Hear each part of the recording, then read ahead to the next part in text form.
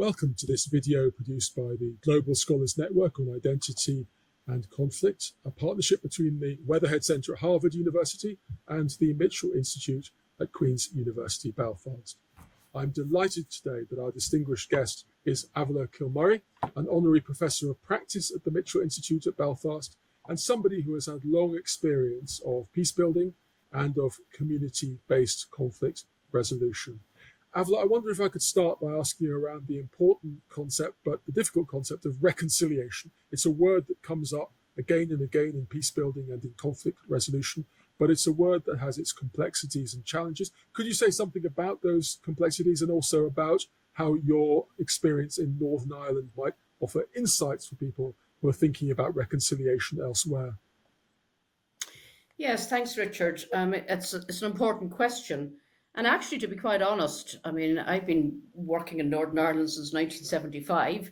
And to be honest, I would have rarely used the word reconciliation, certainly not during the early years of the open conflict, because I often worry that reconciliation tends to put a disproportionate burden on victims of the conflict.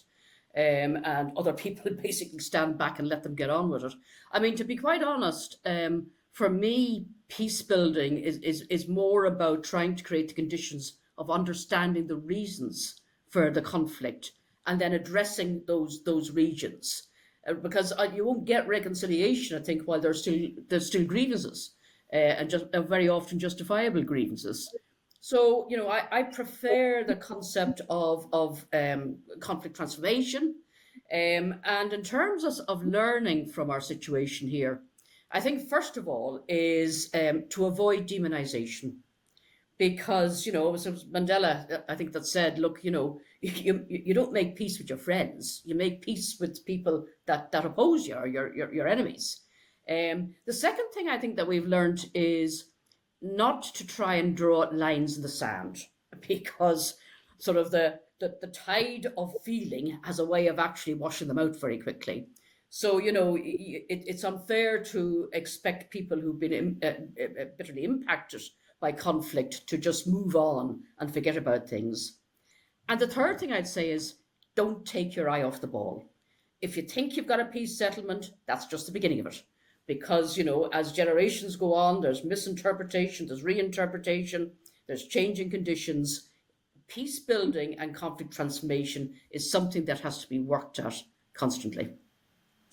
Thanks, Avila. And you mentioned not demonizing people, and you mentioned the idea of listening to the reasons that people have for being involved in the conflicts that people are trying to resolve.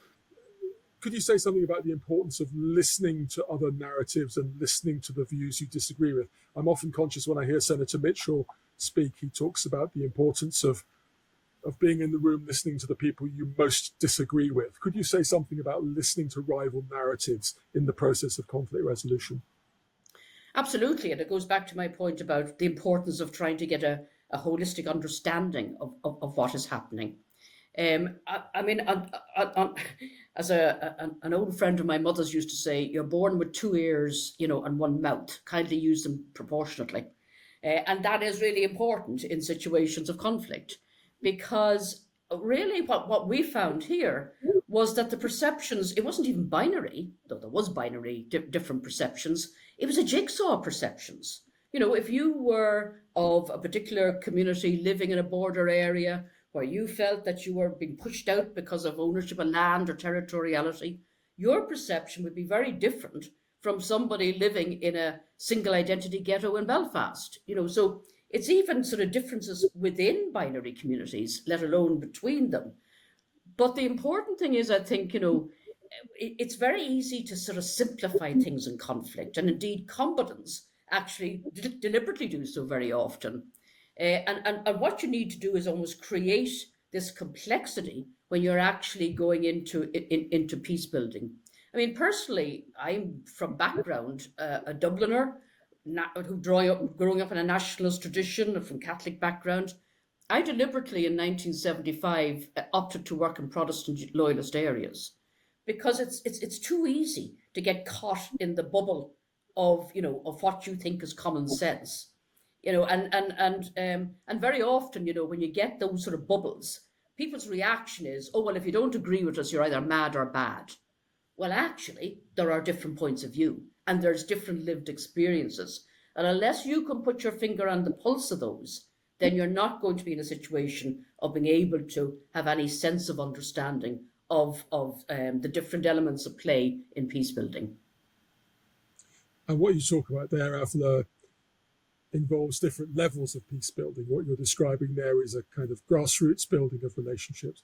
Often when people look at conflict resolution, whether it's in terms of Russia-Ukraine or in terms of Israel-Palestine or in terms of the Northern Ireland conflict and the UK and Ireland, people talk about states and the level at state engagement, which can be very important.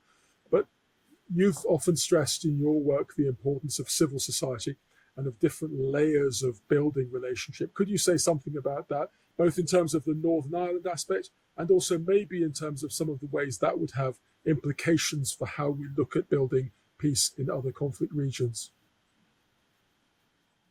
Yes, I mean, I firmly believe in the importance of that sort of community level civil society engagement. And I describe it as the R&D, the research and development aspect of peace building.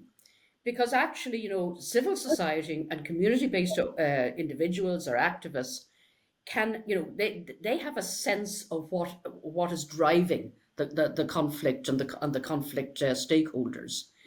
But they also have the space to broaden out the discussion and explore different approaches. Even exploring different, what's the terminology that will alienate people or will draw people in. And they also, I think very often, they certainly in our situation, but in other situations I've seen it as well, from South Africa and in Colombia, they can be the kite flyers. They can put out some suggestions or a menu of suggestions that is very hard for the actual combatants or indeed the politicians to do so, because politicians, once they say something, then they find it very hard to go back from that. They always have to have the answer. And when I was involved with the Women's Coalition in the actual peace talks, we were the ones that asked the questions, because we were saying, well, we are outsiders, and we're not coming in with a vested interest beyond peace building. But what was fascinating was that you could see the established political parties listening to the answers that their so-called opponents gave. So asking the question and exploring, allowing people to explore that, I think it is really important. And as I say, look, going back as far as South Africa, it was the business sector actually that were, the kite flyers there in terms of, and they could take risks which politicians can't, because, politicians, apart from anything else, will be held up in the media saying, you said this and now you're saying that, this is a U-turn. Well, actually, I rather value U-turns. And I think there actually should be a Nobel Prize for U-turns in peace building. But we don't allow our politicians that space, but civil society can do it. And have you found in those cross-references of civil society engagement, Avila, that people have taken inspiration from the Northern Ireland success elsewhere? Because for all of the flaws of what happens here in the North, it has been a transformational experience of a kind that is quite rare. Have you found that in Colombia, in South Africa, in Israel, Palestine, people at civil society level have seen some of the possibilities of what can be done because of what was done, most decisively in the 1990s, but obviously building up to that over many years? Absolutely. And I mean, in fairness, we learned a lot from South Africa because they were ahead of us. And ironically, I remember bringing in Naomi Yazan, who was then the Deputy Speaker of the Knesset back in 1998, because they were ahead of us at that stage as well. And I always remember her saying to me, never take your eye off peace. However, we have found that, we've very many delegations, but people from Mindanao, from Bangsamoro, from a range of, and indeed, obviously, Israel and Palestine. We've had a range of visitors here. And one of the things that certainly, I would always be at pains to say is a couple of things. First of all, it's not really the big, attention-grabbing, headlined atrocities that actually keeps a violent conflict going it's daily humiliation. And we saw that, and that's what, particularly when it's a generational conflict. But secondly, you will not get any sort of long-term accommodation. You might get short-term, but not sort of long-term peace and accommodation if you engage in demonization, if you don't adopt a more inclusive peace process. And that's what we did. And it took us 30 years to do it. But to an extent, that was what actually, I think, has maintained the progress in Northern Ireland. Thanks, Avila. Final question from me is about what success looks like in peace building. Because on the one hand, you can sometimes look at the news and feel that things are so bleak that there's no progress possible. I mean, I think sometimes looking at the news in terms of Israel-Palestine at the moment, there's such a bleakness that people feel there's no hope. On the other hand, it sometimes seems to me people have over expectations of how perfect peace can be. And yet, as you're saying, this is a long process. It's not something that's done in one deal or done in one moment. From your lengthy experience of peace building, Avila, and of community-based conflict resolution, how do you think we should approach thinking about what success might look like when you're looking at conflict resolution in these complex settings? I think, if we can actually be clear about how we can, what's the sort of range of accommodations we can arrive at, which take account of people's red lines. And I always remember, there was a seminal sort of bit of opinion polling done back, actually by a Queen's University professor back in 1998, when he didn't ask people what they wanted, he asked people what they needed. And the results were very different. So if you actually say, what is it that people need? But then also to recognize the imbalance of power. We can't just assume that everybody's on that sort of level playing pitch. The reality is they're not. And I think peace building and certainly conflict transformation has to take approaches that actually deal with those imbalances of power and ensure that those that are least powerful actually can be supported. And then really, I suppose at the end of the day, for me, peace building is about creating the space and range of sort of options, if you like, for non-violent dialogue. Because if we don't have that, well then, we have no premise to actually go forward. And in going forward, I think we have to be very conscious of the pace that people, can move at in such a way that they don't feel that they're not being listened to or they're being left behind. And also the terminology that we use. The things sometimes that can seem sensible or not value laden to us, actually, when you're talking to local people, do bring a value with them. So again, that sensitivity, the finger on the pulse in terms of people going forward. And lastly, I would say, peace building for me is successful when we manage to help the elected politicians and the combatants get out of the holes that very often they dig for themselves.